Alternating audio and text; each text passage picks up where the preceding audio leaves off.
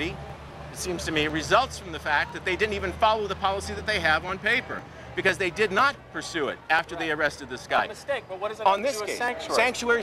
sanctuary cities are, of course, a haven for illegal aliens. This is exactly the problem. People come here as a result of the fact that they can feel secure in this process. It is I think it's a danger to every law-abiding citizen. But you're not suggesting the police didn't handle this case properly because of the sanctuary city ordinance, are you? Let me ask Rosemary Jenks to come over from Numbers USA. The police did, in fact, because with the sanctuary policy, you get the police into a habit of not asking suspects, you know, people that they bring in, people they stop, not asking immigration status. It says specifically. Yes, it says they can. It doesn't say they must, first of all, but it also gets, when you have a sanctuary policy, if the standard rule is that you don't ask, then you don't ask. And in this case, they didn't ask, and they should have. And one phone call to the Law Enforcement Support Center would have determined this person's illegal status, and he wouldn't have been released on bail, most likely. So one phone call, had the sanctuary policy not been in place. Congressman, 4 of the suspects in this. Did you want to do a follow-up, Tom? Go ahead.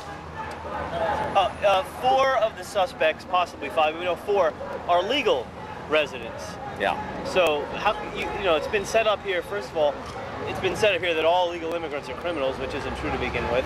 And secondly, well, if you, what do you think of the fact that illegal alien.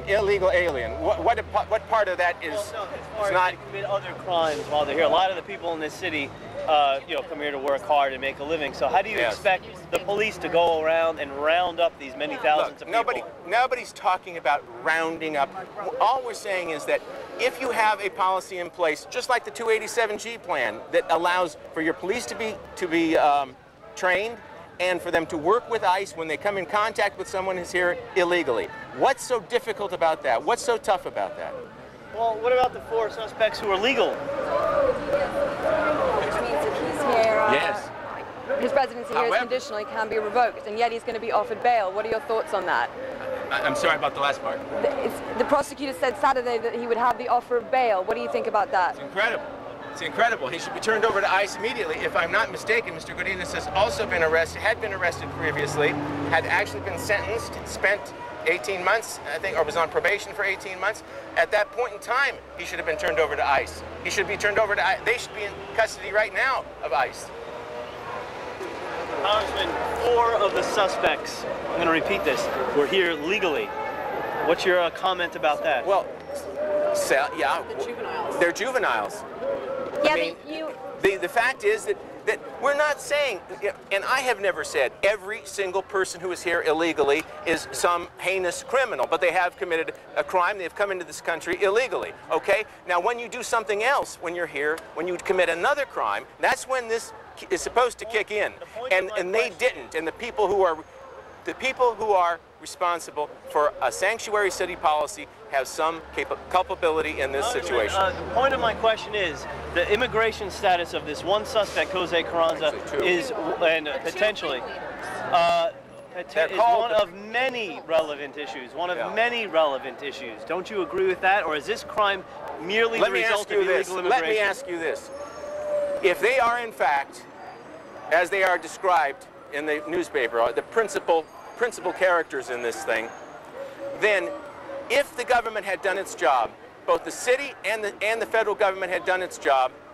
then it is quite possible they would not be here in this city. And if they were not here, of course, they could not have committed this crime. And that's the real crux of the matter.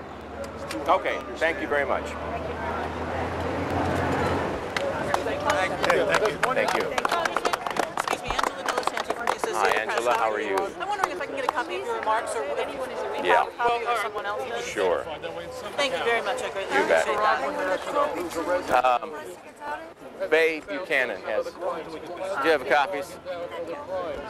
When we worked Thank in task you, sir. force, Thank you I very spent much half for my coming career as today. part of the task force. We made certain that aliens Hey, good to not see you. be See, here's what I was trying to say, and I just want to make sure I understand your point of view. Their ordinance, if their ordinance said police can't check, I'd be on board. Prosecutors allow I'm a political columnist, so charges that render them deportable. The ordinance doesn't say that. Right. Police can go ahead. You saw that. I did. It says, I'm having trouble understanding the connection between okay, here it is. Here's it is. When you have a sanctuary city, the police are encouraged not to do anything. I mean, it is just it's the culture To do any, okay, so to report it. It's the culture of the city itself, of the administration. Everybody knows it. The police officers know it. So the fact is that when it says, even when the policy says they may do so, because it's a sanctuary city, they don't. It's not because they are prevented by the actual language of the sanctuary city law. It's because the culture that develops around a sanctuary city, never allows them essentially to go ahead and do it. They won't do it. okay, now they tell us that they believe they did inform ICE and this guy was in jail and that ICE dropped the ball. That's still evolving. But if they did, does that undercut what you're saying? If they did that, then I'm telling you they're doing their job, and I don't doubt that ICE. And I certainly would never suggest to you that if they had, that ICE would have reacted. Yeah, I don't know. I have no fears for the future of our country. It is bright.